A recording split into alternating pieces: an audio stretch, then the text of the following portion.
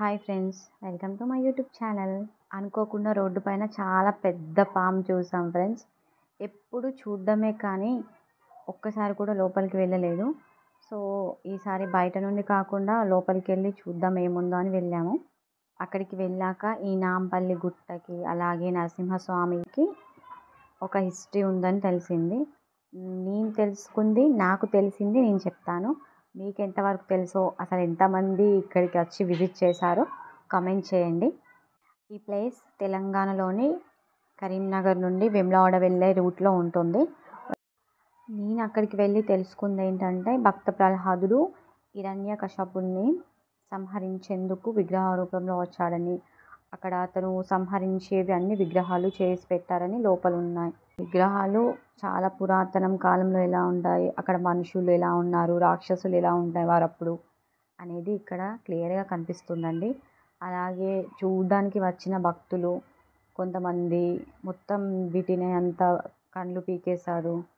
లోపలికి వెళ్తుంటే సేమ్ ఒక సొరంగ మార్గం దారిలా ఉంది ఫ్రెండ్స్. ఈ శిలాఫలకాలు కూడా అన్నీ అంతరించిపోతున్నాయి మొత్తం.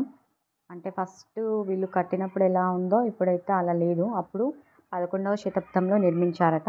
ఇంకోటి ఏంటంటే, పూర్వకాలంలో శ్రీ రాజరాజ నరేంద్రుని భార్య రత్నంగి సంతానం లేక బాధపడిందట.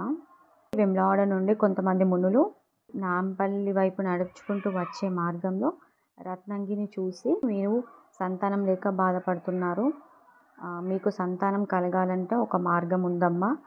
ఈ నాంపల్లి గుట్ట మీద ఉన్న నరసింహస్వామి దగ్గర 41 days 41 రోజులు పూజలు తపస్సు చేస్తే నీకు సంతానం కలుగుతుంది అని చెప్పారట. తపస్సు అంటే రాజు భార్య కాబట్టి మహారాణిలా ఉంటుంది.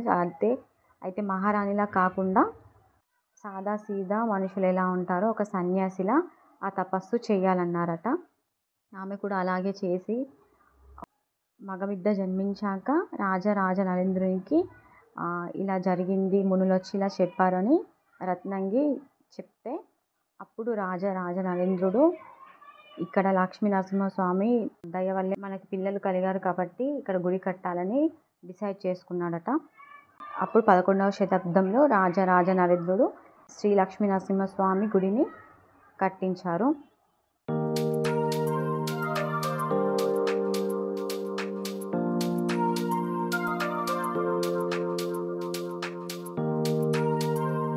పాము లోపలికి వెళ్ళాక చాలా ఘోరంగా డబ్బులు తీసుకుంటున్నారు. ఏది కొన్నా 50 రూపీస్, కొబ్బరికాయకి 50, ఒక చిన్న గ్లాస్ పాలకి 50, ఇంకా ఒక వత్తి ముట్టిస్తే 50. అది కూడా ఒక దీపం ముట్టించాను ఫ్రెండ్స్, వత్తులు వేసి.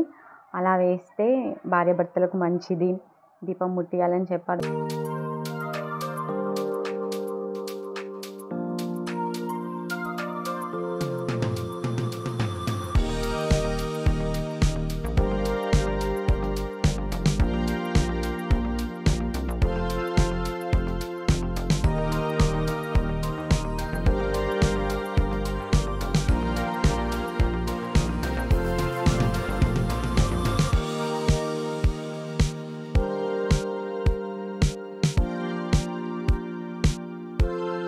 ఇక్కడ పాము లోపల చూసేసాం ఫ్రెండ్స్. వెళ్ళి వచ్చేటప్పుడు తొందర అయిపోయింది, ఇక అయిపోయిందేమో అనుకున్నాం. కానీ అందరు అక్కడ చెప్పారు అసలు నరసింహస్వామి గుట్ట పైన ఉంటాడని. సర్లే అని వెళ్ళాము. అక్కడ నుండి వ్యూ మాత్రం చాలా చాలా బాగుంది. ఇక్కడ నుండి చూస్తే నాంపల్లి గుట్ట అనేది చాలా క్లియర్గా కనిపిస్తుంది. అలాగే చుట్టుపక్కల ఉన్న పొలాలు, ఈ వెదర్, ఈ క్లైమేట్, చిన్న చిన్న ఇల్లులు, ఇవన్నీ కూడా ఎంత బాగున్నాయో చూడండి మీరే. ఈ క్లైమేట్ అయితే వ్యూ చూడడానికైనా రావచ్చు అనిపించింది ఫ్రెండ్స్. అలాగే ఇక్కడ చరిత్ర కూడా చాలా అంటే చాలా నచ్చింది నాకు. గుట్టపైకి వెళ్ళాక కొన్ని స్టెప్సే కదా ఉన్నాయి అనుకున్నాం. అక్కడ స్టెప్స్ ఎక్కేటప్పుడు చూడాలి, వామ్మో ఎన్ని స్టెప్స్ ఎక్కితే అన్ని స్టెప్స్ వస్తూనే ఉన్నాయి. నాకు మాత్రం కాళ్ళు లాగాయి. లాస్ట్కి వచ్చి కింద మీద పడుకుంటా ఎక్కాము. నాతో పాటు అక్కడ వచ్చిన భక్తులందరూ సేమ్ పొజిషన్. ఇవన్నీ కలిపి 250 మెట్లు ఉంటాయట. 250 ఎక్కడం దిగడం మొత్తం 500 మెట్లు.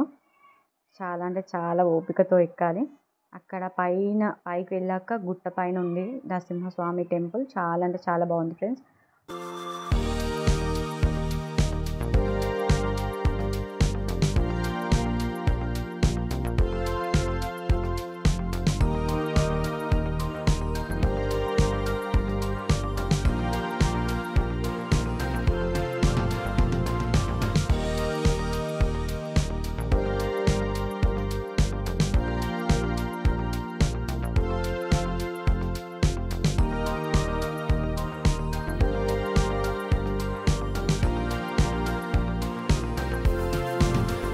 ఫోన్లో వీడియోస్ తీయడం అలో లేదు, అందుకే లాస్ట్ క్లిప్ అనేది మిస్ అయిపోయింది. సో ఇదన్నమాట ఫ్రెండ్స్ నాంపల్లి హిస్టరీ. మేము ఇంటర్వ్యూకి వెళ్తుంటే అనుకోకుండా అలా వెళ్ళి ఇలా వచ్చాం. మాకు మాత్రం చాలా మంచిగా అనిపించింది. టెంపుల్, అక్కడ ఇంజనీరింగ్, అప్పట్లో ఆ ఇంజనీరింగ్ అంతా చాలా బాగుంది. మీలో ఎంతమంది ఇక్కడ నాంపల్లి గుట్టకు విజిట్ చేశారో కమెంట్ చేయడం మాత్రం అసలు మర్చిపోకండి. Please subscribe my channel, like చేయండి, షేర్ చేయండి. పక్కనే ఉన్న బెల్ ఐకాన్ని ప్రెస్ చేయడం అయితే మర్చిపోవద్దు.